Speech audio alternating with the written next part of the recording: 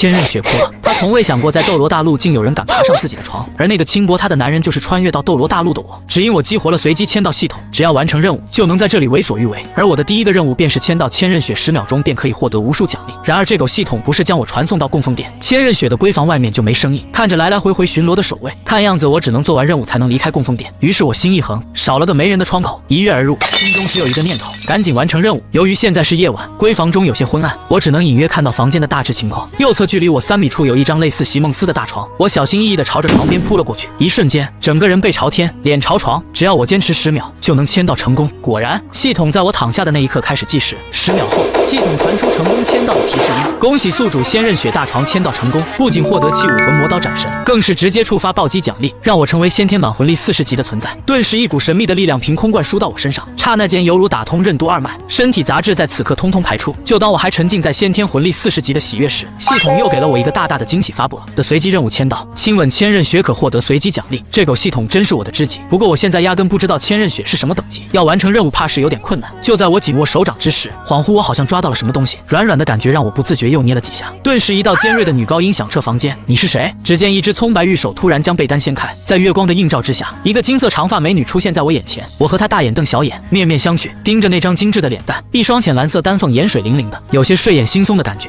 长长的睫毛随着她的眨眼轻颤，有一种摄人心魄的能量，而那樱桃小嘴更是动人心弦，让人有种想一清芳泽的欲望。我不由自主地咽了咽口水，眼前的千仞雪可比小说漫画中美上几十倍，但我也没忘记系统给的任务。趁着千仞雪还没反应过来，我立马嘟着嘴直接吻了下去，甘甜的滋味弥漫在我口腔。其实我也在心中打着小算盘，毕竟这里是供奉殿，有千道流这样的极限斗罗存在，想要平平安安的从这里走出去，就要从千仞雪身上下手。而现在我不仅相当于和她同床共度，更是霸占了她的初吻。身为武魂殿圣女的她，肯定会为了名声，亦或是被我这帅气迷倒，从而求她爷爷放了我也不是，不可能。当然我也在博弈，比如展现出我超强的天赋与强大的五官，说不定千道流还会把他孙女许配进。正当我盘算了心里的小九九时，千仞雪开始动了，她嘴唇微张，看清眼前之人的长相，唐三在这人面前就是个小垃圾。不过这突如其来的吻让他大脑一片空白，他竟是下意识地闭上了双眼。忽然系统提示音再次传来，恭喜宿主获得10万年魂环，魂环年份可以升级，上限110米，并且还主动帮我吸收魂环。刹那间我感受到磅礴的能力有正不断地改造着我的身体，而我的等级也连升9级，达到49级。这还没完，系统觉得我吻技不错，又赠送了我2次奖励。他画字在哪？这可是荒天帝自创的最强绝学，独断乱骨，靠的就是他画字在。有了这玩意儿，斗罗大陆我还不横着走呢？什么唐三之流，不过秋后的蚂蚱吧，老子一根手指头就能将其灭杀。当我从喜悦中回过神时，发现千仞雪的小脸蛋红透，呼吸也变得急促起来。我本想松开嘴和他打个招呼，不曾想闺房的门忽然炸开，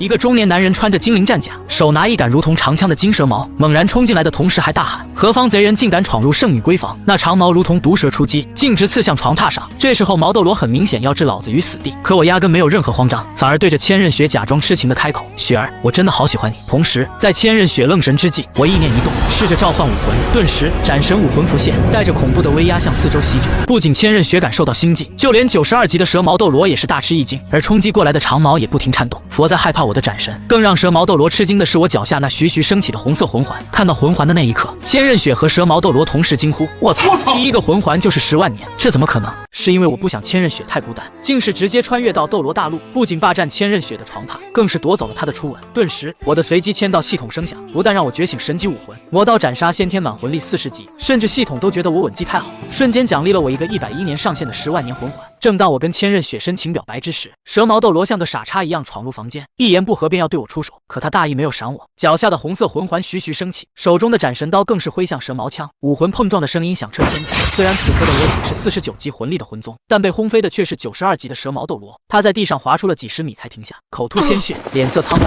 其实当他看到我的红色魂环之时，就知道换面对第一个魂环就是10万年的我，他完全没有还手之力，我都还没使出全力便让他重伤。此刻回过神的千仞雪惊呼一声，目瞪口呆地盯着我那帅气的脸庞，长得帅又有实力的我让他泛起了花痴。想到刚刚深情的那个我，千仞雪的脸颊不禁浮现出一抹红晕，就连心跳也不自觉加快了些。我本想借此机会跟小雪更进一步，不料一道浓厚的男中音震荡整个供奉殿。何方小贼胆敢闯入孙女闺房玷污的？我操！6个翅膀的千道浏览，看样子我真的要死翘翘。不过刚刚千仞雪那种娇羞的模样却让我嗅到生机，只要千仞雪对我动心，那我就还有活下去的希望。果然，当千道流吩咐手下准备将我凌迟处死的时候，千仞雪顿时急了，连忙开口：爷爷这人夺走我的初吻，还占了我的便宜，怎么能这么轻易的让他死去？千道流一听也停下了手中的动作，关切的询问小雪想怎么处置。可千仞雪支支吾吾了半天也没回答，反倒是脸上的红晕更加明显，因为此刻的他已经彻底对我动了心。千道流一看自己孙女居然扭扭捏捏的不开口，瞬间猜到小雪肯定是春心萌动，于是对千仞雪百般宠爱的他，看到绝世天才的我，心中燃起了一丝善意，表示只要我能接他一掌不死，不仅能饶了我的性命，还可以入赘武魂殿嫁给雪。可我并没有立刻答应，反倒是问他，万一我能接2招呢？毕竟老子想要的是娶了雪，并非成为上门女婿。千道流听到我的话，不由得仰头大笑，在他眼里，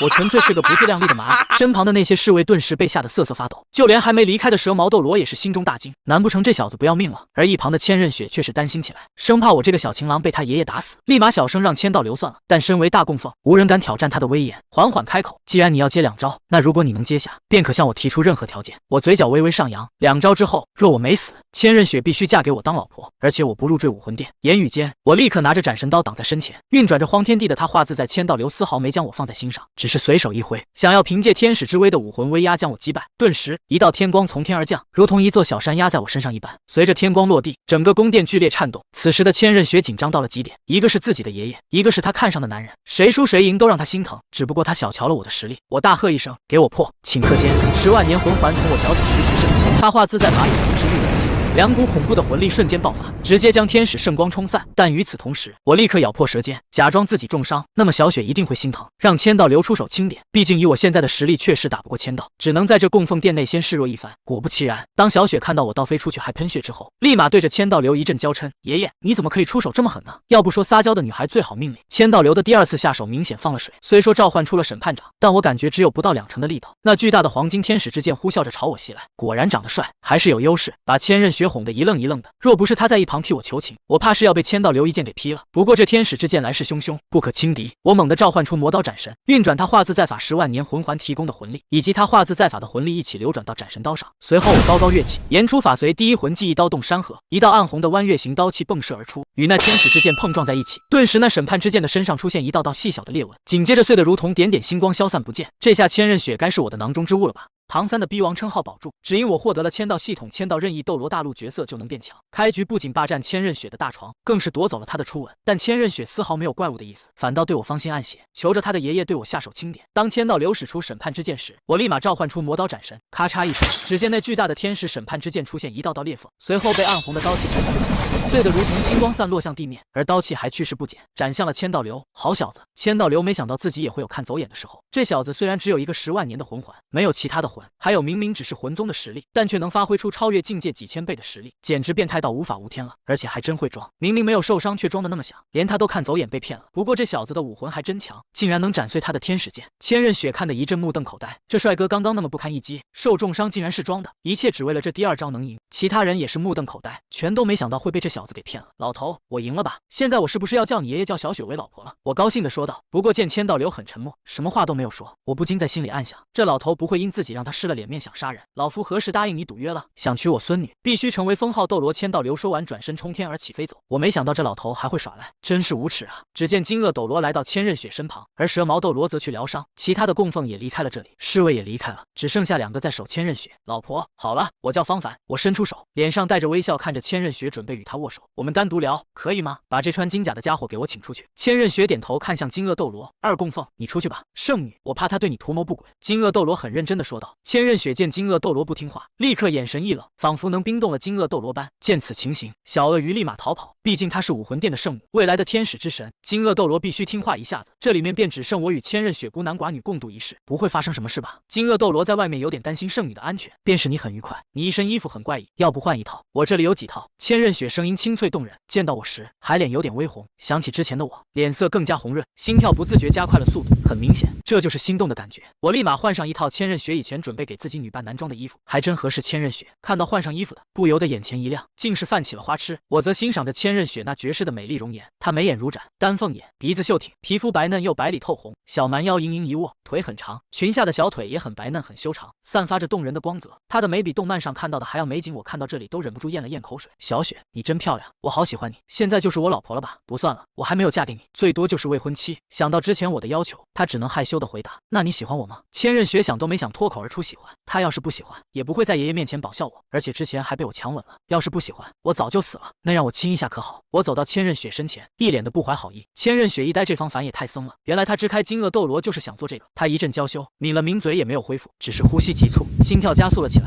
不好！千仞雪脸红红的说道：“那小雪是不喜欢你未婚夫了。”我还特意的说：“未婚夫还是你想主动点？你亲我。”千仞雪无语，这都能主动的，被我的举动搞得很是娇羞，身体有点酥麻与难受。丁签到任务1，到冰火两仪眼签到可获得赤天使仙草1颗。丁签到任务2，让千仞雪成为你的，你可获得50万年魂骨1块，上限110亿年。我可以帮小雪的武魂升级为12亿天使。我拍了拍胸口，很是自信的说道。我没想到自己刚想要拿下千仞雪，系统就直接发布了个如此贴心的任务。这系统很懂我，怎么可能？我们一族的血脉30级2亿60级4亿90级6亿，从没有族拥有12亿的天使武魂。千仞雪听到我的话，不由得摇了摇头。也许他只是想骗自己清白，或者被他亲吧。12亿天使武魂那是什么样的等级？应该是神级吧，或者超级神级的武魂。他倒是很向往，不过这不可能拥有。要是我能办到，我很认真又真诚的说道。千仞雪看到我的表情都有些被摔倒了。阳光帅气真诚的男孩还真迷人。那行了，要是你真能办到，你提出什么条件我都答应。那可是你说的，别到时后悔。我直接拉起他的嫩手，先拉钩上吊100年，不许后悔。我的手指勾着他的葱白小玉指，那手感犹如德芙巧克力，丝滑的过分。千仞雪白了我一眼，这货还真是有点幼稚，竟然还用这样小孩子的方法。那我们出发吧，不要让金鳄斗罗与侍卫发现了。我们私奔到月九，我嘴巴附到千仞雪的小巧那耳边，小声说道，口气都喷到了他的白嫩耳朵上。他感觉痒痒的，抿了抿嫣红性感的樱桃小嘴，转了转灵动的丹凤眼，偷偷跑出供奉殿。新鲜随后想了想，问道：月球是哪里？月亮就是月球。千仞雪没想到月亮还有这样的称呼，也没有多说什么。我以前开掘一条秘密通道，可神不知鬼不觉地离开供奉殿。小雪老婆真聪明，我举了个大拇指，看着她那精致的脸、灵动的眼、凹凸有致的身材，忍不住很想把她吃了。不过我还要等，看是否有机会在冰火两仪眼中把她吃了，那就再美好。想到这里，便与收拾好东西的千仞雪一起向着秘密通道涌去。小雪老婆，你现在是多少级？我跟在千仞雪身后，只见她的金色秀发如瀑布般垂于盈盈一握的小蛮腰上。40级千仞雪没有任何隐藏，因为她看出我对她没有任何恶意。从之前被强吻到再被蛇毛斗罗发现还有爷爷的出现，眼前的男孩表现得很勇敢，这辈子有一个男孩愿意为他付出生命的代价而想娶她，让他很感动。他能看出我眼中对自己满满的喜爱，之所以他才会带我进入秘密通道，偷偷离开供奉殿。那小雪还真是天才。我听到千仞雪的话，不由得想起斗罗大陆的剧情。按照原著的时间线，40级的他不应该是在天斗帝国的皇宫中扮演雪清河，怎么还在供奉殿？难道是系统觉得原作者那样的设定不合理，修改了斗罗大陆的时间背景？管他呢，反正自己能幸福就好了。我抛开脑海中的想法，很快便离开了供奉殿。哪里？你才是天才吧？你应该是先天满魂力40级吧？千仞雪问出他心中的疑惑，还真被小雪老婆给猜测到了。不过你也不差，先天满魂力20级。我与千仞雪走在武魂殿主城中，这里的建筑风格很有北欧风，不像国风。那些侍卫也全都穿着金属铠甲，手拿着长枪，森严地守护着武魂殿。千仞雪则在他离开的路上不时有标记下记号，当然这不是防我，而是防范。遇到什么危险我们无法处理，那倒是还有支援部队。落日森林怎么走？我突然停下来，抬眸将视线投到了千仞雪的脸上。落日森林有让我成为12亿天使的东西。千仞雪皱了皱柳眉，美丽的脸上写满了疑惑。落日森林他去过许多次，并没有发现什么神奇的物品或者仙草之类。那里有一个契机，可以让小雪老婆的武魂成为12亿天使，要不要带我去呢？我摸了摸头，思索一会说道：当然，我肯定不会说是系统的签到任务。千仞雪点头，随后我上了一辆马车，向着落日森林而去。一路上，我欣赏着斗罗大陆的风景，当然也欣赏着千仞雪的美丽容颜。居然这么快来到落日森林。落日森林处于猎魂森林与圣魂村的边上，这里阡陌人烟罕见，障物重重，一般人等一旦越境，同有性命之忧。其中杂草丛生，古笑猿啼，无不透露这并非安全之地。不过只是对一般人而言，对魂师来说却是宝地，是他们猎杀魂兽获得魂环的好地方。这里的空气新鲜，我不由得深吸一口气。千仞雪则是一上留下了标记，而我一上破坏标记，想得到它，当然不能让供奉殿的人来到这里上。我寻找着一些解除毒药的药草，这样可以安全的进入冰火两仪眼。毕竟这冰火两仪眼是独孤博的隐居之地，四周生长着许多极品药材与剧毒之物，一般的魂师进入都会很危险。小雪老婆，你有天使神装吗？我轻声开口，你怎么知道我有天使神装呢？千仞雪很惊讶，樱桃小嘴张得老大，我可是全知全能的。我自信的昂首挺胸，自以为很神秘的样子，所以小雪老婆对毒免疫差不多吧？千仞雪一阵高傲，说道，那下巴都快抬到天上去了，很尖又洁白，很有线条感，勾勒出她那完美的脸蛋，真是无死角。那我就放心了，本来还想给你找些解毒的药草。我耸了耸肩膀，边走边将药草往嘴里塞。你是食草动物啊？千仞雪倒是看得很新奇，要不小雪老婆也尝尝。我采了一颗野果，还吐了吐口水，将灰尘擦掉，然后拿给千仞雪。千仞雪见到这个一阵干呕，小雪老婆不会怀疑我，孩子了一边去。千仞雪听到这一阵翻白眼，没好气说道，好看的脸蛋微红。在我们打情骂俏中，很快来到了落日森林的心中地带，不时遇到一些魂兽，不过都是20-30年，对于我来说都不用出武魂，直接用拳头便可以打败那些魂兽。我左一拳右一拳，毫无诈却力大无穷，让千仞雪樱桃小嘴都微张。这帅哥还真强啊，没释放武魂竟然如此霸道，让他感觉自己的选择没错。而此刻的武魂殿中，教皇殿中央刀台上，一位绝色美女端坐在宝座上，头戴皇冠，手拿着镶有蓝宝石的女皇法杖，无形当中散发着不怒自威的强大气场。她便是武魂殿的女教皇比比东，身材凹凸有致，充满线条感，皮肤白如雪，简直太完美。忽然蛇矛斗罗急匆匆地从外面跑进女皇冕下，小雪圣女不见了，有可能跟之前打伤我的那臭小子私奔吗？蛇矛斗罗躬身向着比比东行，那赢了大供奉先天满魂力40级，第一魂环就是10万年的天才青少年。比比东在供奉殿中安插他的人，他早就知道神秘的天才青少年教方法。武魂是一柄很特别的刀，刀上有神秘的符文，一刀就将蛇矛斗罗的武魂斩断。第一魂技更是斩碎了大供奉的天使之剑。这小子无他喜欢小雪禀告女皇冕下，他非常喜欢小雪圣女。当时大供奉是想让他入赘的供奉点，不过那小子很倔强，为了娶小雪圣女还顶撞大供奉，甚至还蛇矛斗罗恭敬说道：小雪毕竟是未来的天使之神，大供奉是为他好，不过这样的天才必须拉拢入武魂殿。比比东知道这样的天才的重要性，而且大供奉也想把他拉入供奉殿，就说明千道流也承认那小子的天赋之高，让他很是心动，不惜让小雪娶了他，把小娜圣女请过来。比比东眼神深，看不出他在想什么。蛇矛斗罗听到这个疑问，难道女皇冕下想把胡列娜介绍给那小？他想到这里一脸懵逼，绝世天才就这么诱人吗？连胡列娜圣女这样的天才美女都要送给他当女，这他想想都很是羡慕。随后他转身离开，不一会儿，婀娜多姿的胡列娜圣女落落大方地走进教皇殿，一头黄色的短发随着她的走动而轻扬着，但这样的面貌却在面对胡列娜时瞬间消失了，反而脸上带着慈爱的微笑。那你也到了谈恋爱的年纪，有没有喜欢的男生？胡列娜被师傅突然的态度转变搞得一脸呆滞，甚至有点呆萌起来，眼中的魅惑早就消失不见，只有乖巧与听话的徒弟。他脸微红，小声说道：没有呢，那师傅给你介绍一个好吧。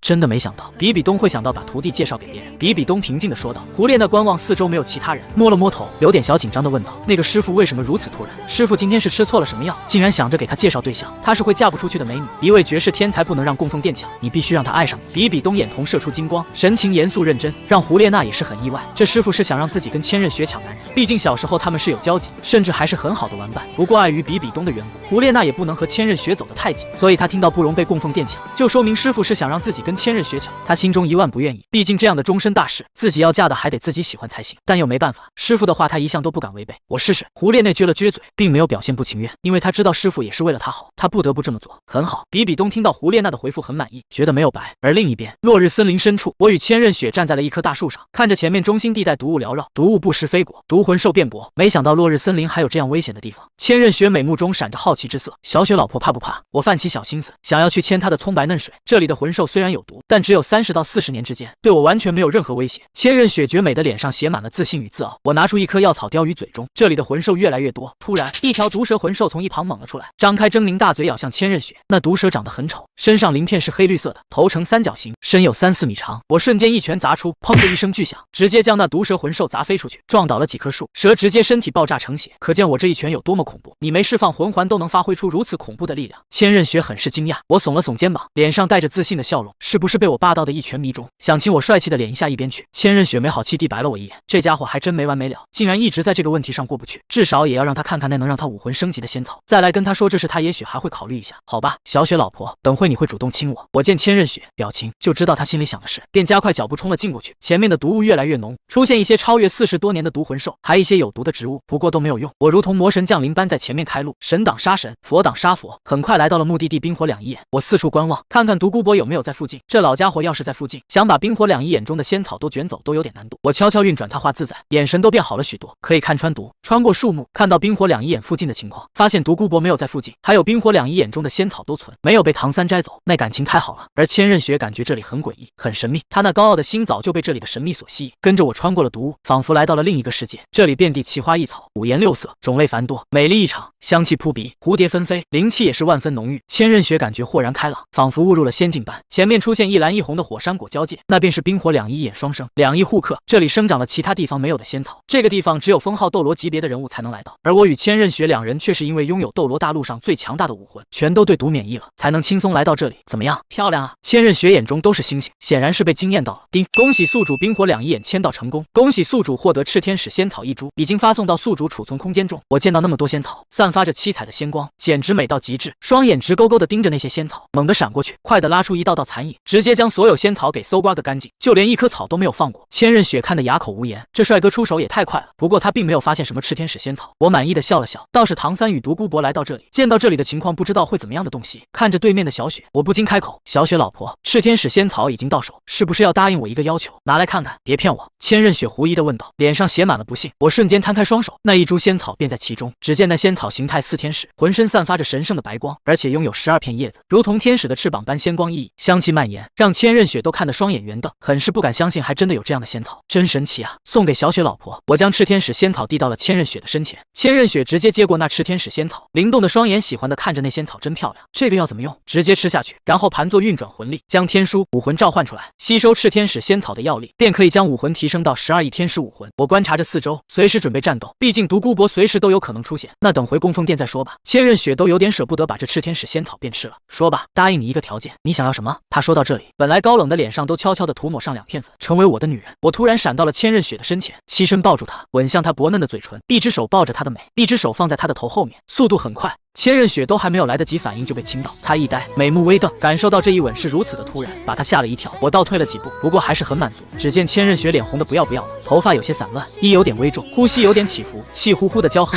小雪，老婆真美，别生气，我是因为太爱你，想让你成为我的女人才会这样。”我走到千仞雪身前，安慰着：“我都是你的未婚妻了，而且还被你吻2次，还不是你女人吗？”千仞雪这话一出，让我万分高兴，我犹如小鸡啄米般点头，顺便牵着她的手，拿出一颗9品紫芝递给了千仞雪。仙草，9品紫芝送给老婆，不要生气了。千仞雪接过仙草，没想到我这么大方的又送这天使仙草，又送9品紫芝。仙草，你是不是要叫声老公来听听？我很认真的看着千仞雪那绝美的脸，满脸期待老公。千仞雪抿了抿主，低头欣赏着9品紫芝，娇羞开口：“好爽！”我们一起进入冰火两仪演习。我听到千仞雪叫自己老公，高兴的差点跳起来。斗罗大陆第1大美女，而且还是那种高冷绝美的美女，竟然叫自己老公，还那么的娇羞，说出去肯定都会觉得我在吹牛逼。冰火两液一边极寒一边极热，下去不是被冻死就是被热死，要怎么洗？千仞雪听到我的话吓了一跳，她皱了皱柳眉，盯着我。仙草吃下去就不怕冰火两仪眼中的极寒与极热。我拿出烈火性胶书八角玄冰草给千仞寻看。烈火性胶书是一颗宛如白菜样式却通体火红的植物，八角玄冰草是一颗通体冰蓝色，花瓣如雪花，有8片花瓣的植物。碧珠拥有顶级火毒的剧毒仙品，与八角玄冰草一同服用，可使服用者水火不侵。我自信地跟千仞雪说道，随后拿到她身前，要不我们一人吃一半？这冰火两仪眼进去有什么用？千仞雪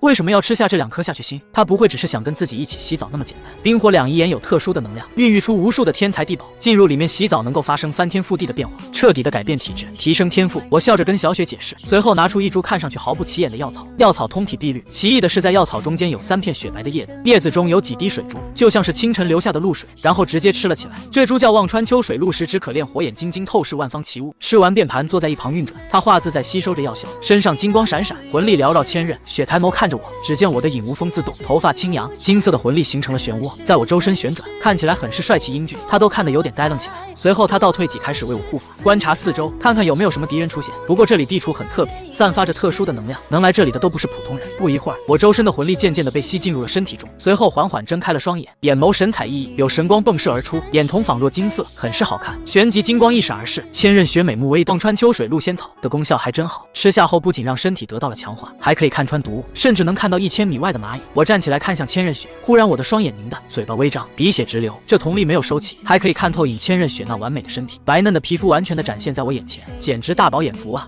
我没想到一直在流鼻血，只因看到千仞雪，你没事吧？千仞雪见我突然流鼻血，一阵担心，不会是那株仙草太多，它无法完全吸收，从而流鼻血吧？没事，我立刻将鼻血擦掉。欣赏完千仞雪的完美身材，随后便不舍收回瞳力，不然被千仞雪发现，我偷看吧，不太好吧？我还专门为这瞳力取了个名字，火眼金睛。旋即拿出八角玄冰桃与烈火性胶书，看向千仞雪，小雪，老婆，你真的不想跟我一起下冰火两仪眼洗澡？吃这2株便可以不怕里面的极寒与极热，我们还可以美美的洗个澡。冰火两仪眼中含蕴着极其精纯的能量，可以让你我提升几级到好处多多。要不是你是我喜欢的人，我才会不跟你分享呢。千仞雪有点迷惑，不过她总觉得我对她太好，让她感觉有点不真实。佛是自己在做美梦，有这么一个帅气又爱自己的男孩来爱自己，但也有点不感动，怕下去后这个美梦就破碎。还有，他有点怕水，你怕水吗？没事，有我呢。我拿起仙草吃了1片叶，便递到千仞雪身前，我一口你一口，千仞雪很感动，感觉冰山都快被融化了。当然只是暂时的感动，她可没想好把自己的身体送给我。随后她张开樱桃小嘴，露出洁白的牙齿，咬的仙草1片叶，味道还有点甘甜，跟一般的草药不同，她很喜欢这种味道。很快我们便将2株仙草给吃光了。我并不心疼这些仙草，主要的目的是要得到千仞雪，还有完成系统签到，获得50万年的火母。因为之前千仞雪承认是我的女，系统并没有提示完成签到任务，也许需要做更亲密的事。一想到这里，我突然坏笑着抱着千仞雪向着冰火两仪眼跳去，身前一阵柔软香气扑鼻，抱着她很是温暖，很柔软，手还碰到了她的长长秀发与嫩美。千仞雪还没有反应过来，就被抱进了冰火两仪眼，闭上双眼运转魂力，吸收着冰火两仪眼中的量。我提示千仞雪，随后也运转她画自在身周金色的魂力缭绕，快速的吸收着冰火两重翼中的能量，真爽。怀中抱着美美女，还可以在这样的地方吸收能量变强，简直是不一样的体验，可以说是爽又幸福。千仞雪也没想到会有这样的体验，吃下了2株仙草后，还真的能抵御冰火两仪眼中的2股极致的力量。但他很好奇我是怎么知道这里有这么神奇冰火两仪眼，他有点想不通。也许以后会知道他吸收着这里面的能量，一下子便从40级提升到了41级，随后冲击到了42级，接着又来到了43级，而且还没有停止的意思。前所未有的快感充斥着他的身体，整个人都仿佛香飘飘。而这冰火两仪眼中的能量大部分被我吸走，他化自在法太空中，我的身体如漩涡般不断快速地吞噬着这冰火两仪眼的能量，而我的魂力正在不断的提升，身体正被冰火两仪眼的能量不断的，不过等级并没有提升，显然是因为没有魂环的原因。而自己之前之所以没有相对应的魂环便能升级，应该是系统的原因。那冰火两仪眼中的蓝红能量如同漩涡般围绕着我与千仞雪旋转着，无数精纯的能量向着我们身上涌淌。突然一声巨响，形成蓝红光柱冲天而起。独孤博走在通往药园的路上，所到之处植物都感到受到惊，空气中弥漫着萎靡的气息，让人不寒而栗。突然见到他药园的上空射出一股恐怖的能量光柱，直冲云霄。他立刻感到坏了，竟然有人能闯过他的毒阵，进入他的药园。他的脸一下子就沉了下去，他的药园出事才能引发那样恐怖的异象。他猛地向着药园飞奔而去，速度之快，眨眼间来到了冰火两仪眼前。只见里面的仙草全都不见了。见此情景，他双眼圆瞪，差点裂开，心里在滴血，怒气冲冲，杀意浓烈。只见冰火两仪眼中出现一男一女的青少年正抱在一起，那冲天而起的金光一闪而闪。这2人是谁？还能进入冰火两仪眼洗澡，简直太诡异了。就算是他进入冰火两仪眼也是十死无生，没想到他们一点事都没有，反而能吸收冰火两仪眼的能量，真是见鬼了。他的身上毒魂力涌现，不断的向着四周席卷。这2人今天必须死在这里才能解他心头之恨。他大喝一声，武魂真身。只见2黄2紫5黑9个魂环徐徐从他脚下升起，恐怖的毒魂力以他为中心，疯狂的向四周挡去。Our hearts beat to the city streets. We began to feel the fire. We rise like tall buildings as the chemicals they take us higher. The night's young and it's just begun as she puts her hand in mine.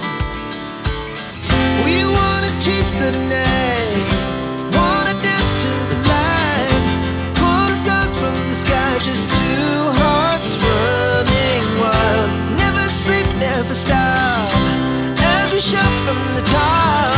We're gonna be 2 hearts running wild.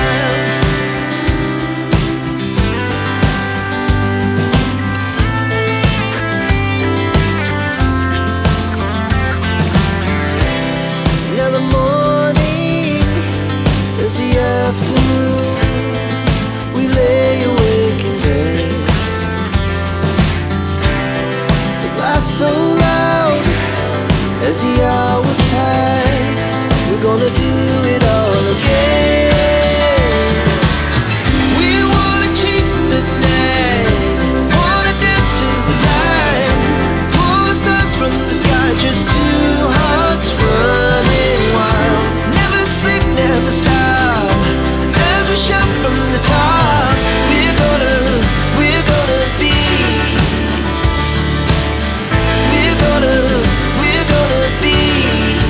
2 hearts running wild.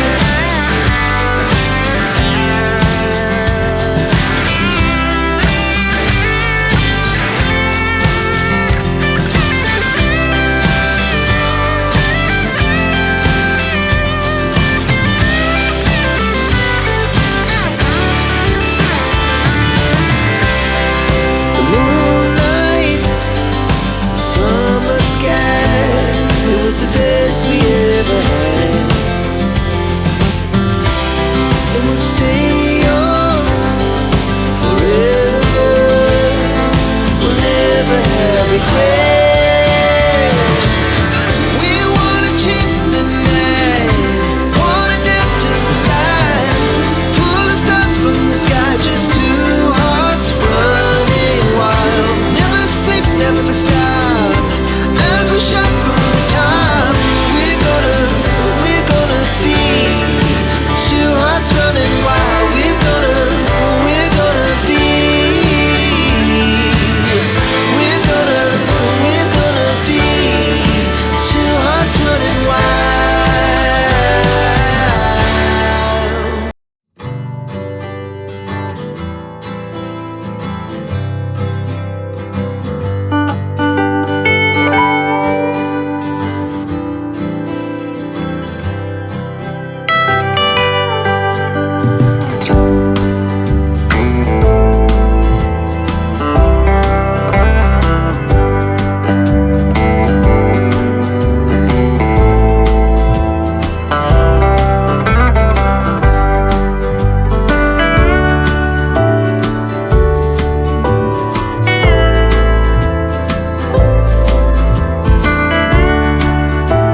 亮了千仞雪的脸，还有照亮了四周花草树木，与那激射而来的墨绿色碧灵神光撞在一起。只见碧灵神光被那道暗红色的剑芒给斩成了两半，那刀芒刹那间来到了独孤博与七武魂身前。这怎么可能？独孤博脸色大变，不敢相信自己最强的一击竟然被一个49级只有一个魂环的小家伙给斩残。给我破！独孤博大吼着，用出了吃奶的力气，用出了110%的魂力，眼中火焰在燃烧着，脚下的碧灵蛇皇爆发出更强的力量，嘴中喷射出更加粗大的神光，直接将近在眼前的那道恐怖刀芒给击溃。金龙神光，我稍微一乱，独孤博就是独孤博，还挺强的，居然被他被震退了2身形，一阵趔趄，还没仗呢，便猛地眼中射出2道金色的神光，化作2条金龙，向着那粗壮的碧灵神光击射而去。只见独孤博的攻击被瞬间击溃，2道神光瞬间来到他身前，独孤博吓了一跳，双手交叉，魂力涌动，形成了一个墨绿色的盾牌挡在身前。只见2束金色的光束击射在其盾牌，发出砰的一声巨响，火星四溅，独孤博被撞击的倒飞出几10米，撞倒了10几棵树，随后在地上倒滑出几米，灰尘滚滚才停了下来。他感觉双手都快断，剧烈的痛让他感觉双手差点失去了知觉。这死兔崽子抢了我的药，还打了我，简直太可恶了！独孤博气得半死又心痛的半死，快跑！我一只手拉着还在震惊中的千仞雪，一只手从储存空间中拿出一颗仙草，丢给还在悲伤中的独孤博，便向着远处急速奔去。很快便跑出了落日森林。那独孤博从地上爬起来，看到那么多的仙草竟然没了，只剩下一颗，欲哭无泪，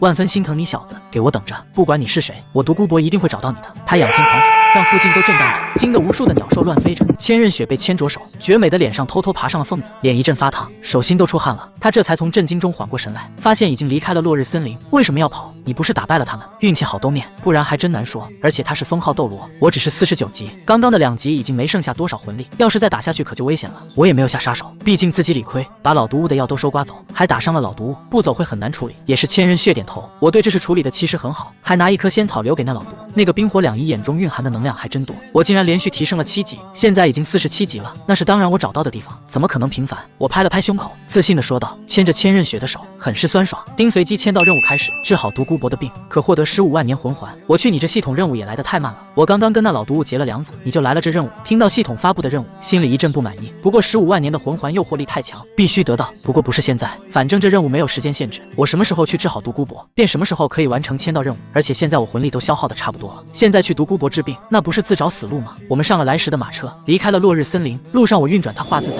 以身为重，以神为本，以体为要，恢复着之前消耗的魂力。10万年魂环一般有2个魂技，刚刚他眼中射出的金龙光束不会是第2个魂技，很强。千仞雪想着之前我与那毒斗罗战斗的话，49级就能击败92级的封号斗罗，不能说击败，应该叫鸡腿。要是继续打下去，我有可能消耗过大，不过我能做到这样子，已经很强很强，很帅很帅。反正他可做不到。他此时美眸正看着，只见双眼紧闭，盘坐在对面，浑身金色的魂力缭绕着，已经被我彻底折服了。千仞雪看着我，惊叹不已。刚刚的战斗简直就像是地狱一般，我们的身体都被耗尽了。他决定带我们去酒店休息，以恢复体力。我们到达酒店时，我已经精疲力尽，无法再前进一步。千仞雪叫醒我，我感觉到他的手在我的肩上轻轻拍打，询问我的状况。你先去酒店休息吧。千仞雪说道。我点了点头，感到身上的金色魂力渐渐消失。我们下了马车，千仞雪还为马夫安排了一间房间，以备后续需要。说起来，10万年魂环不是有多个魂技吗？你发出的金龙神光好像不是10万年魂环附带的魂技。千仞雪问道，她的眼中闪烁着好奇的光芒。小雪，你真聪明。其实我只掌握了10万年魂环的第1个魂技一刀山河洞，第2个魂技还在领悟中，而那2道金龙神光是由我的头盖魂骨技能所释放出来的。我解释道。千仞雪震惊地瞪大了眼睛，我竟然拥有如此珍贵的头盖魂骨技能。她看着我的脸，感觉我既帅气又神秘，似乎隐藏着一股无法解释的力量。她的嘴巴张得老大，感到非常惊讶，真是太厉害了。我自信地说道，装模作样地摆出一副帅气的样子，确实非常棒。千仞雪发自内心的回答，她感到我身上有一股强烈的冲突和反差，仿佛隐藏着无尽的力量，让她无法抗拒。千仞雪准备去自己的房间休息，我却不肯放过这个机会。我对她的身材早已心驰神往，内心深处的欲望让我无法自拔。我知道她是不可能屈服于我的，但我还是想尝试一下。小雪雪，你一个人住害不害怕？我眼睛盯着千仞雪的曼妙身材，那胸真大，那臀部很翘，凹凸有致，美丽动人。我的心中不禁涌起一股欲望，想要拥抱她。不害怕。千仞雪听到我的话，小脑袋快速的运转着，她知道我有不轨之心。千仞雪转身逃似的跑进了自己的房间，关上了门。我看到千仞雪那脸红的样子，真是好可爱呀。我笑了笑，回到自己的房间，倒了一杯水喝了起来，感受一下今天所修炼的成果，还有那冰火两仪眼带来的好处，让我的实力直接提升了许多倍。喝完了水，我便回到了床上修炼。月光如纱，我沉浸在修炼中，不知不觉间进入了梦乡。落日森林，独孤博之前的战斗消耗已经恢复的差不多，他快速的向落日森林外面飞掠而去。他之前在那掠夺他仙草的小子身上留下了毒标记，只要那小子不离他太远的话，他是可以感知到其所去的方向的。他必须将那些仙草都夺回来了，否则传出去，他独孤博封号斗罗的名声就扫地了。竟然被一个49级的小子给抢走了所有仙草，还将他打退了，真是老脸全无。这个仇他必报无疑。之前是太小看那小子了，才会大意被伤。现在他有所准备，就算他毒液也能耗死他。他扬长避短，想到了自己等级高，那小子才49级，显然就是消耗太多了，所以他打算跟那小子打持久战。夜色朦胧，独孤博如同幽灵般来到了一家酒店附近。他望着酒店房间的侧窗口，那房间的窗口没有关，一个帅气的青年早就望着他了。他感到十分惊讶，这个小子居然如此勇敢。小子，你倒是很有胆量啊，竟然敢面对我！把仙药都给我吐出来，不然你与你小女友都得死在这里。他的手中紧握着毒剂，眼中闪烁着狡诈的光芒。老毒物，你也太过自信了吧！我冷笑着看着眼前的独孤博，他的身上散发出一股可怕的气息，仿佛要将我碾成粉末。这小子真是太可笑了，我等级比他高多了，他还想挑战我，简直是自不量力。独孤博不屑地笑道，我的眼神中充满了战意。独孤博的眼神中充满了不屑和嘲讽，他伸手一招，一股强大的能量便向我袭来，我并没有退缩，反而迎了上去。两股强大的力量在空中碰撞，发出了震耳欲聋的巨响，整个山谷都为之一震。这小子的实力比他想象中的要强大得多。我的眼神中充满了嘲讽和戏谑，独孤博的眼神中充满了嘲讽和轻蔑，我的眼神中充满了决心和斗志。独孤博和我之间的战斗越来越激烈，两股强大的力量碰撞中，整个山谷都被我们的战斗所笼罩。1秒钟可以搞定的狗屁事情，我把唐三气坏了，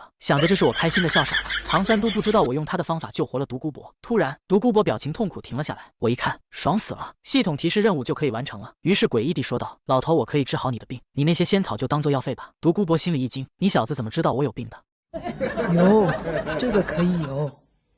我说道，你每到阴天下雨的时候，两肋处会出现麻痒感，而且会逐渐增加，持续1个时辰以上，50核子10个发作一次。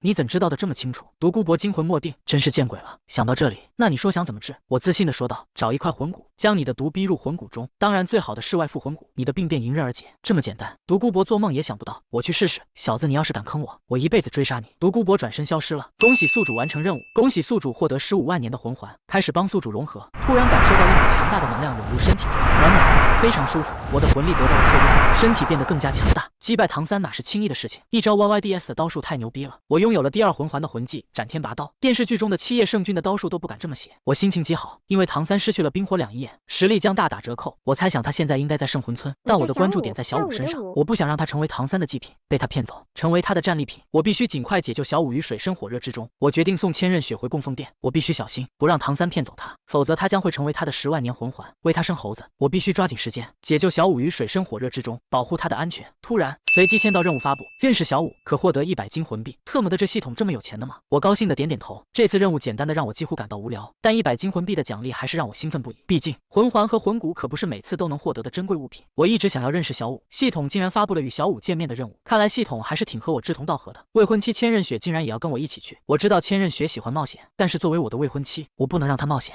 决定继续寻找小五，暂时只能把小雪老婆送回家吧。千仞雪眉眼如画，金黄的秀发随风飘着，丹凤眼很灵动，樱桃小嘴嫣红性感。我牵着她的手，很温暖。千仞雪听到这脸，千仞雪脸一下子就红了，她不由得一呆。两人四目相对，千仞雪灵动的双眼瞪得大大的，那浅紫的眼瞳微大，薄唇被我的吻着，我们之间的关系变得更加紧张。但突然间，一声惨叫打破了这种气氛，我被千仞雪踢中，倒飞出马车门，随后翻身，在地上倒滑出几米才停了下来。我抿嘴满足的笑了笑，刚刚差点就被她咬到了，好在我走得快。我向千仞雪挥了挥手，小雪老婆再见。她则哼哼的说道滚吧。随后马车从我的身旁经过，我看着千仞雪透过窗口的缝，眼神复杂的看着我，我也透过马车后窗缝看着她，直到看不到她所在的马车，我才转身向着诺丁城而去。诺丁城并不算是什么大的城市，距离天斗帝国边境很近，城墙建造的厚实，距离星罗帝国只有不到200里的路程。我来到了诺丁初级学院附近，准备拐走小五，让他无法跟唐三认识。我打听了一下诺丁学院什么时候招工读生，得知明天就开学了。我在一家饭店中点了2个菜，吃饱喝足后，我在附近找了个住宿住下，准备去寻找小五。小五是一个10万年的魂兽，修炼成人之后，他首先要做的就是融入人类的生活，像人类一样学习魂师的技能，不断的提升自己。如果不融入人类的生活，那么他的进度是非常的慢的，且也不可能在人类有限的生命里达到成神这个层次。小五之选择变成人，最主要的就是想像他的娘亲一样体验一下人类的生活。这种情况之下，小五必须要进入人类的世界才可以。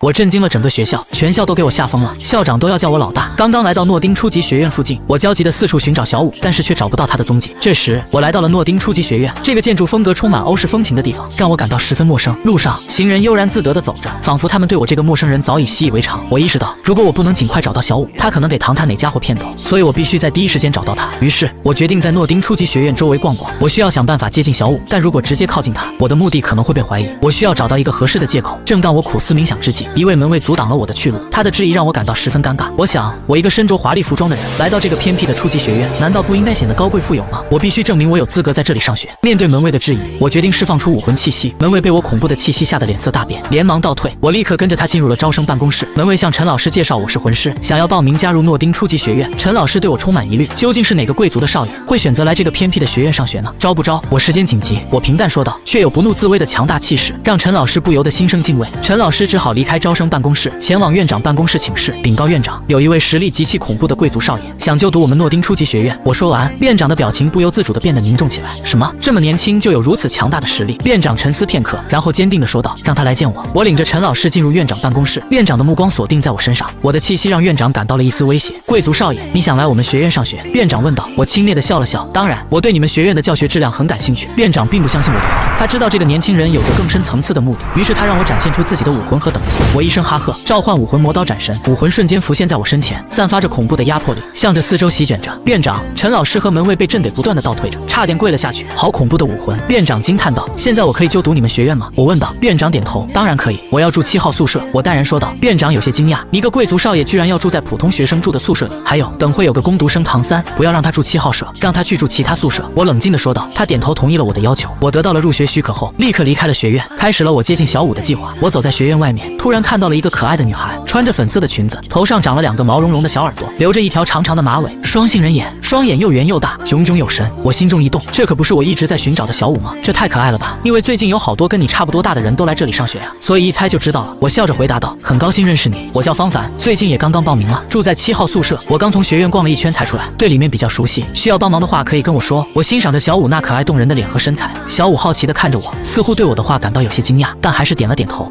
好呀，谢谢你了。小五嘟了嘟嘴。我领着小五进入学院，他跟在我身后，时不时地拍拍我肩膀，向我询问一些问题。我向他解释学院的建筑、设施和课程设置，他则对我的话题表现出浓厚的兴趣，并不断发出惊叹声。我们找到了报名处，小五开始填写相关资料，我则在一旁等待。他的动作轻盈而娴熟，我不禁对他的细节注意力和自信心生敬意。小五，你的年龄是？工作人员问道。我忘记了，不过我应该是18岁。小五说道。我听到这里感到有些惊讶，小五看起来很年轻，我还以为她和我一样是刚刚进入大学的新生。不过她的确是一个可爱而天真的女孩。我们完成了报名手续，然后开始逛学院。我和小五交流着，了解了更多关于她的信息。她一直住在星斗大森林里，活了10万年，但一直没有离开这个地方。她不了解人间世界的险恶，也许正因为如此，她才会如此天真无邪。逛了一圈后，我们来到了学院的操场上。小五向我挥手告别，她背着一个单肩粉红小背包，背包上还刺绣着一只可爱的小兔子时，她的每一步都仿佛在发出咚咚咚的震动声。随着她蹦蹦跳跳地走着，背包也像是一个小怪兽一样随之晃动着，而小五长长的马尾也在她蹦跳的节奏中轻扬着，之后消失在我的视线里。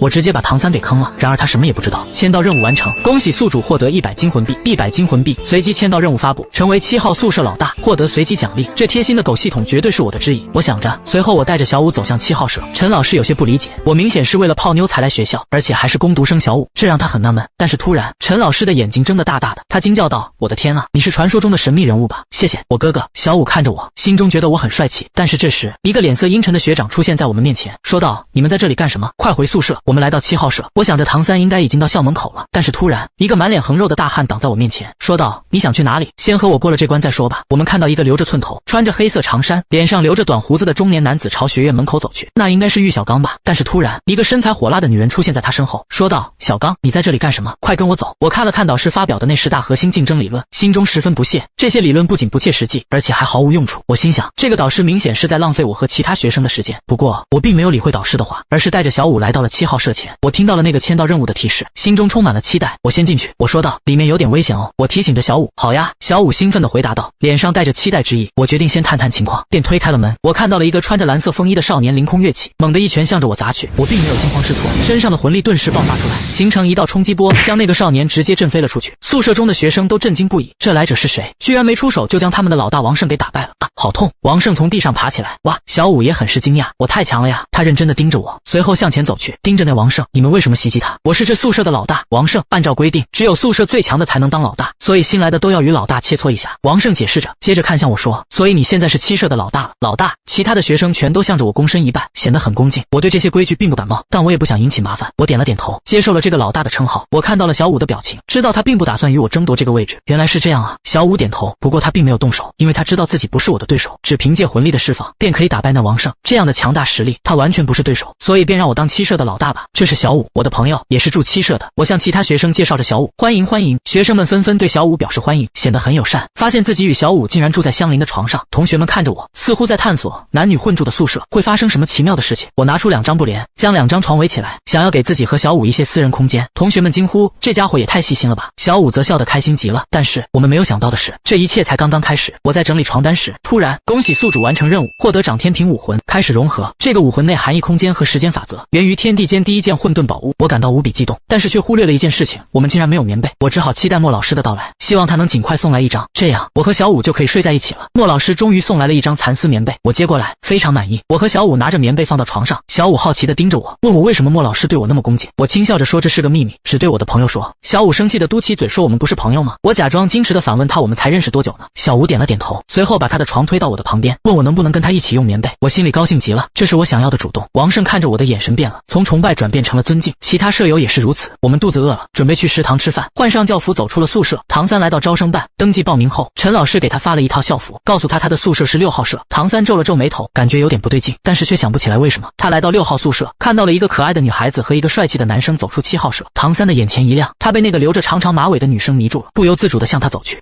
神奇的事情发生了，在逼王唐三的主场欺负唐三，他肯定要怀疑人生了，从来没有给虐过。唐三突然走到小五面前，目光炯炯地注视着他，仿佛整个世界都被他的美貌所吞噬。他感觉自己已经失去了理智，对一个陌生女孩说出这样的话，我们是不是认识？小子，你居然想泡我们老大的女人！一个高大威猛的汉子王胜看到唐三走过来，不由得眼神一冷，猛地向他攻去。我只是想认识他。唐三眼神一冷，这家伙也太嚣张了吧！他猛地抬手，魂力涌动，一掌拍向王胜。只见王胜的攻击被一招击溃，猛地倒退几步。王胜感到惊讶，这个攻读生的魂力竟然这么强。我按住了倒退的王胜，看向唐三，嘴角微扬，自己不去找他，他却主动找上门来，还真是找虐啊！谢谢老大，王胜感激地说道。你没事吧？小五关切地问道。没事，老大的夫人。王胜的话让我很满意。小五脸一红，老大的夫人，总感觉哪里不对，但又不知道为什么。唐三皱了皱眉头，他第一次看到这个可爱的兔耳朵美女时，就感觉她是他未来的妻子，他决心要追求她，不管她现在是谁的女友，他都一定要得到她。他的心中燃烧着一股强烈的渴望，这种欲望让他感到自己已经失去了理智。癞蛤蟆也想吃天鹅肉。王胜冷笑着，不管是谁，我想认识他就可以认识，现在你们可以滚了，否则我不介意让你们吃不了兜着走。我没有给唐三好脸色看，很嚣张啊，我就要认识他，你们能拿我怎么样？唐三感到怒火燃烧，他觉得如果他无法与这个美女认识，那他将会终生憾事。虽然这些人看起来比他年龄大，但他天生就拥有先天满魂力，对付他们甚至不用出全力。他是一名穿越者，前世他偷了唐门内门弟子的功法和暗器，这一世他拥有强大的实力，有资格嚣张地追求自己喜欢的女人，因此他显得非常嚣张。嗡，他猛地抬起手，运转玄天功，猛地一掌拍向我，他想要干掉我，才能赢得与这个美女认识的机会。很好，很嚣张，说得很理所当然，不过我不用动手，你已经输了，跪下！我的声音充满了威严，眼中闪烁着一股毫不妥协的决心。我邪魅一笑，一直渴望寻找强者对决，唐三却成为了我的猎物。突然，我的眼中射出一道金色之光，化成一条巨龙，咆哮着向唐三袭来。唐三被眼前的景象惊呆了，他感觉自己渺小如蝼蚁，吓得浑身冷汗直流。巨龙的血腥巨嘴张开，向他狠狠咬来。他想要跪下，但又想起自己的尊严，只好死死支撑着。我的实力让唐三感到震惊，他很不甘心，但我已经领着他的手下走向食堂，自信地说道：“今天我请客。”王胜等人非常高兴，但楼上几个学生却对他们嘲笑道：“一群穷鬼，只能待在1楼吃饭，怎么能跟我们一样，在2楼享受不一样的服务与美食？”小武气呼呼地仰头回嘴：“你们2楼的服务与美食再好，可惜你们的人品和素质都比不上我们。”那学生一阵冷笑：“好漂亮的小萝莉啊，可惜是个工读生。”小吴火冒三丈：“你才是穷鬼，没见过我们学校的工读生有多优秀吗？你们2楼的人也不过是凭家里的钱买来的地位罢了。”王胜，你这个废物，老子要先去吃饭，这次先放过你。那学生火冒三丈地大喊着，转身离开：“你这个混蛋！”小武看着楼上那帮嚣张的学生，气得浑身发抖，他们真是欺人太甚了。我却一脸淡定，我的眼中闪烁着金色的光芒。不用怕，我有办法，跟我来，我们一定能让他们后悔欺负我们。于是我拉住小武的手，决定带领大家上2楼，享受更好的服务和美食。我自信满满地说：“我有的就是钱，我们可以让他们知道什么叫做真正的高端享受。”天才万分震惊，一个眼神打败了唐三、玉小刚都看不出我的等级。小武看到我，美目瞪得大大的，被我的英俊气质所吸引，感觉自己的心脏都要跳出来了。就在这时，突然听到了随机签到任务的声音，随机签到任务开启，亲一下小武就可以获得10万年魂环。我觉得狗系统真的非常有趣，于是我们来到了楼上。然而当我们刚刚坐下，那之前挑衅的学生带着几个同学学走了过来，嚣张地指责我们占了他们的位置。小武气得快要冒烟了，准备动手，但我却把他拉了回来。我拿出一个魂金币弹了出去，直接击中那学生的脸。那学生一阵惨叫，倒退了几步，脸上直接印了金魂币的字，一阵红肿。一旁走来一个老师，要求几位同学立刻下楼。那学生被我的气势吓到，便转变态度，邀请我们选餐点，我们可以在这里用餐。就在这时，骆同学走了过来，嘲笑我和小武，却没想到我一下子就把他打肿了脸，更被我装了一脸逼，气得他走到楼梯前，想着这破楼梯我怎么可能会摔下去？但下一刻他脚下一滑，感觉被什么绊了一下，便尖叫着向着楼下滚去。一阵惨叫后，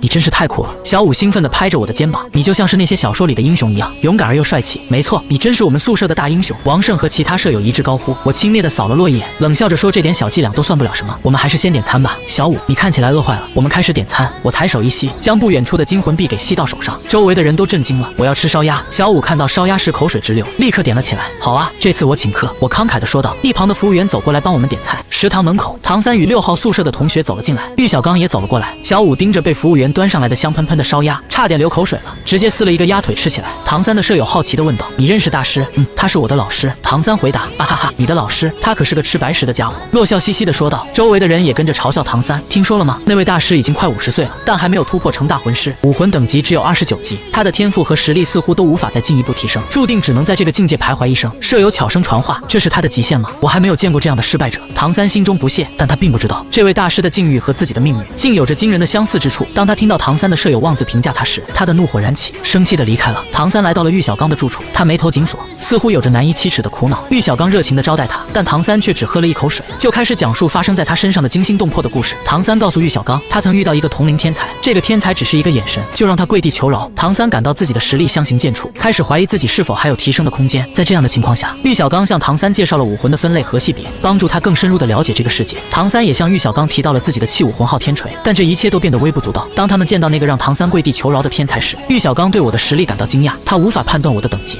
恐怖的存在让唐三一脸懵逼。玉小刚被打脸，世界也太疯狂了吧，他的一眼就让你跪下了。玉小刚惊讶地问道。没错，他的目光就像是万箭穿心，让我不由自主地跪下了。唐三脸色难看，老师，你得帮我教训一下那个狂妄自大的家伙，我去找他。玉小刚没有答应唐三，他想要收那个天才少年为徒，如果他能拥有2个天才少年为徒弟，那他绝对会名扬斗罗大陆。他负手而立，向前走去。小子，有什么事？我本来不想理他，但是他的出现让我感到心中怒火燃烧，想要暴揍他一顿。我想收你为徒弟。这个突如其来的提议让我大吃一惊，我根本不知道这个自称玉小刚的人是谁，更不知道他有什么资格来收我为徒弟。我不屑地嗤之以鼻，就你能收我为徒弟？我可是49级魂宗，而你只是一个29级的小角色，你有什么资格来教导我？哈哈哈！七舍的舍友开始嘲笑玉小刚，这个小角色竟然想收我为徒弟，简直是天方夜谭。唐三心中十分不满，他虽然败给了我，但他绝不会让别人看不起他的老师。他握紧拳头，准备随时出手。你这个废物也配收我为徒弟？我不屑地看着玉小刚，就凭你也想成为我的老师？你简直是笑话！我看着玉小刚，他竟然想要收一个比他高了20级的魂宗为徒弟，这简直是痴心妄想。小子，你太不自量力了！我看中你的天赋，才想收你为徒，你却敢羞辱我的学生！今天我一定要让你知道我的厉害！玉小刚严肃地说道，脚下2个黄色的魂环缓缓升起，魂力释放，瞬间召唤出一只巨大的魂兽，名为毁灭之龙，狰狞的面孔让人不寒而栗。就凭你，我看你还不够资格！我不屑一顾，看着玉小刚释放的攻击，毁灭之龙，让他见识一下我们的力量！玉小刚大声喊道，放屁如打雷，轰天裂地罗三炮！毁灭之龙发出震耳欲聋的咆哮，随着罗三炮的攻击，整个天地都在颤抖，山石崩裂，狂风暴起，声响巨大，吹得落叶纷飞，灰尘滚滚。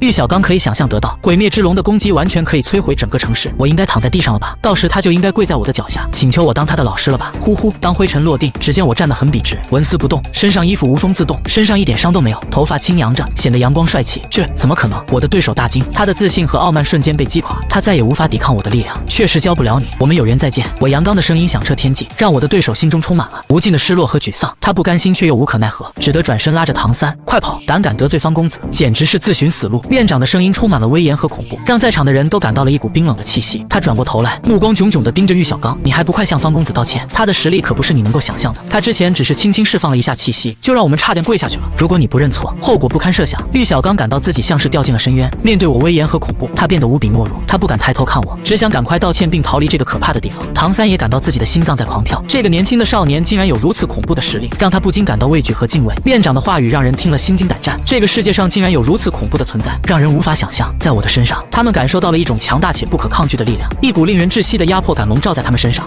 偷吻了小五，把玉小刚打了一顿。唐三直接气炸了，我们走。玉小刚怒气冲冲地对唐三说道。随后二人准备离开，我却毫不在意地挡在他们面前。你们就这样想走了吗？我轻蔑地笑了笑。你打了老师还这么嚣张，你以为你是谁？唐三十分气愤，怒气冲冲地盯着我，哈哈哈！我只是小小的惩戒他一下，他是跑过来想收我为徒的，你们还没有道歉呢。我不屑地回应，别太嚣张了。唐三咬牙切齿，眼中闪烁着愤怒的火焰。玉小刚脸色难看，虽然我十分嚣张，但他是武魂殿的荣誉长老，有着至高无上的荣誉与权力，自己也拥有这个身份。他转身看向我，你可想好了，赶快道歉，然后走人。我冷静地说道，手中的武魂闪耀着璀璨的光芒，让人不敢小觑。可恶！玉小刚怒不可遏，立刻拿出一块令牌。这啥呀？这是啊！你知道这是什么吗？他给院长和我看了看手中的荣誉长老令牌，院长大吃一惊，原来他的好朋友玉小刚竟然是武魂殿的荣誉长老，这下麻烦了。玉小刚是武魂殿长老，而我却实力强大，院长不知如何面对，只得悄悄离开。很好，玉小刚对我说道，现在知道我的厉害了吧？给我跪下！他狠狠地瞪着我，让人不寒而栗。那个玉小刚竟然是武魂殿的荣誉长老，王胜惊讶万分，这也太诡异了吧！废物克钦竟然是荣誉长老，西社的学生也感到十分意外。武魂殿长老小五的眼中闪过燃烧的仇恨之光，他的心中充满了对武魂殿的仇恨，因为他们杀了他的母亲。他双手紧握，牙齿咬紧，准备与武魂殿的人拼个你死我活。武魂殿荣誉长老又有何不同？照样打！我霸道地说道。我说话时身上的魂力涌动，嗖！我瞬间来到玉小刚身前，带着强烈的气浪向玉小刚吹去，把他吹得双眼都睁不开，差点失去平衡。唐三则被我一拳击飞，整个人像一只无助的小鸟一样被击飞了几米远。你敢！玉小刚瞪大了双眼，这小子竟然如此强大，没有释放出武魂，竟然如此迅速地来到他身前，让他无法反应，让他感到震惊和后悔。这怎么可能？唐三大惊，这个家伙只比自己大几岁，怎么这么强大？自己可是穿越时空来到这里，从小就修炼了玄天功，先天满魂力，竟然和这家伙相差如此之远。啪的一声耳光响起，十分刺耳。玉小刚像断了线的风筝般歪着脸，口中喷出血和痰，倒飞出去。砰！玉小刚身体重重地摔在几米远的地上，发出闷响。若不是他有魂力护体，刚才那个巴掌恐怕就要他的老命了。他吓得心惊胆战，这小子到底是谁？竟然连武魂殿的荣誉长老都敢打，胆子太大了啊！王胜等人没想到我这么强悍，不怕强权，说出手就出手，简直帅呆了。小五也很惊讶，他的双眼瞪得大大的，没想到我这么霸气，他高兴地尖叫着，帅呆了，声音清脆可爱。唐三听到这，气得几乎要爆炸了。很好，你会感受到昊天封号斗罗的怒火有多么恐怖。唐三怒气冲天，他发誓一定要更加努力的修炼，抢回小五，也要报复今天我的屈辱。我突然向小五扑去，狠狠地吻住他的嫩唇，让他双眼圆瞪，惊讶不已。就在小五以为我要放开他时，我用力堵住他的嘴，让他无法说话。小五的脸瞬间爬上2抹粉红，他既陶醉又惊讶，情感上的反差让他不知所措。突然，我听到了系统的提示：签到任务完成，恭喜宿主获得10万年魂环，附加到斩神刀上，附加到掌天平上。特么的，这狗系统真的越来越牛逼了！因为我知道10万年魂环对我来说只是基础，后面的魂环才是真正的挑战。系统开始为我附加魂环，倒计时结束后，我感受到一股恐怖的魂力从掌天平中涌出，向着我的身体涌去。我的肉身已经很强大，但这种强大对我来说不够，我必须变得更加强大。这时，我感觉到自己的视力和精神力都有了极大的提升，让我感到非常兴奋。我可以看到2万米外的蚂蚁，甚至透过裙子看到小五的美丽身材，让我差点流鼻血。我离开小五的唇，看着他充满爱意的眼神，问道：“小五，那我现在是你的男朋友了吗？”小五害羞地回答道：“女朋友是恋人的意思吗？那可不行。”95级封号斗罗差点麻木了，他给一个刚出道的小子轻松化解了他的攻击。玉小刚心中惊涛骇浪，完全不相信自己的眼睛。我好奇地凝视着小五，眼睛炯炯有神，我的心里燃起了一团熊熊烈火，狂热地想要得到他。我猛然问道：“那怎么才能是你的恋人呢？”小五低头咬了咬唇，小声回答：“不知道。”说完，他转身便逃走了。我听了一愣，我的心里的火焰在刹那间降温，我感到十分沮丧。我想，难道我真的无法得到他吗？难道他就这样离我而去？但是我没有放弃，我决定从他最在意的地方下手，他的头发。我觉得只要给他梳头发，他就会愿意成为我的恋人。于是我开始了我的计划。我为小五梳了一头美丽的发型，小五看到后心里暖暖的，他知道我是真的在意他，我愿意为他付出，签到成为小五的恋人，可获得随机奖励。这贴心的狗系统还真是我肚子里的蛔虫。我猛地开心了一下，回到宿舍，我发现小五已经躺在床上睡觉了，盖着我的棉被。我跳上自己的床，小心翼翼地盖上棉被，闻到了小五的清香，觉得非常迷人。我们睡在同一张床上，小五背对着我，我看着他那窈窕的背影，觉得他非常迷人，很想抱着他睡觉，但是我不敢贸然行动，因为我担心小五会拒绝我。不过我做出了决定，我要抱着他入睡。我们盖着同一张棉被，我抱起小五，感受到了他身上的温暖和柔软，我觉得自己的心在跳动。这一刻，我感到自己非常幸福。小五心跳加速，他感受到我燃热的目光，狂热的想要得到他。他想要推开我，但却被我轻松的抱住。小五的脸一下子变得通红，他感到了前所未有的羞耻和忐忑。他不想这么被我抱着，毕竟男女授受不亲，怎么可以这样呢？就在他要反抗时，我机灵得很，瞬间感应到他的攻击，轻松躲过了他的肘击。小五并没有多生气，只是想试试我的反应，于是继续睡觉。我这次变得老实许多，没有再抱着小五，而是和他一起睡在同一张棉被下。然而夜晚并不平静，一位身材高大的中年男人穿着黑袍站站在诺丁初级学院7号舍前一棵树上，俯视着7号舍。这位黑袍人便是昊天封号斗罗唐昊。他收到了玉小刚的传信，得知他的儿子与唐三被一个少年虐了，他赶来为儿子与玉小刚报仇。睡得很香的我突然睁开双眼，身形一闪，出现在7舍楼顶，望向树上的唐昊。我看起来很淡然自信，负手而立，与对面的黑袍人对峙着。唐昊低沉有力的声音响起，他对我的实力表示钦佩，但我让他的儿子跪下，这让唐昊不得不出手教训我。唐昊带着我离开，以免波及到其他同学。我跟随唐昊进入山中，脸上带着兴奋之色，我的气势不怒自威，仿佛能够打败千寻级的男人一般强大。两人很快来到不远处的山中，月光如纱，树影婆娑，夜莺鸣叫。在这美丽的景色中，我们展开了一场惊心动魄的决斗。唐昊皱了皱眉眼，他是95级的封号斗罗，以最强的气武魂著称。他看不出我的等级，但却感受到了我的身上强大的气息。唐昊想打败我，以证明自己的实力。唐昊爆发出强大的气势，试图压制我，但我早已了解唐昊的战斗方式。唐昊曾抱着唐三，同时面对千寻级、菊斗罗、鬼斗罗等3位封号斗罗，但我并不害怕。我拥有一块50万年的头盖魂骨，3个10万年以上的魂环，以及2个神级武魂。唐昊实力比以前强了，但我根本也不怕他。在这美丽的山林中，我运转自己的化自在法，金色的魂力涌动，一股强大的气息从我身上散发出来，犹如一座巍峨的山峰，让人望而生畏。唐昊释放出自己最强的气势，想要与我一较高下，却在我变幻莫测中一败涂地。轰！风波四起，气势与魂力溃散，四周一下子就安静了下来。我的表现让唐昊感到惊讶，他从未见过如此狂妄的小子。我的实力足以与千寻级、菊斗罗和鬼斗罗等封号斗罗媲美。玉小刚在远处观察着这场战斗，他的眼前出现了的小子，他嘴角微扬，仿佛在嘲笑唐昊。唐昊是95级封号斗罗，比最强的气武魂著称，但他的攻击却被我轻松化解，谁都猜不透我的来历。我的实力和恐怖的气息让人不寒而栗。唐昊心中十分好奇，直接问我到底是谁。我回答说自己的身份并不重要，让唐昊更加惊讶。唐昊感到自己从未见过如此变态的绝世天才少年。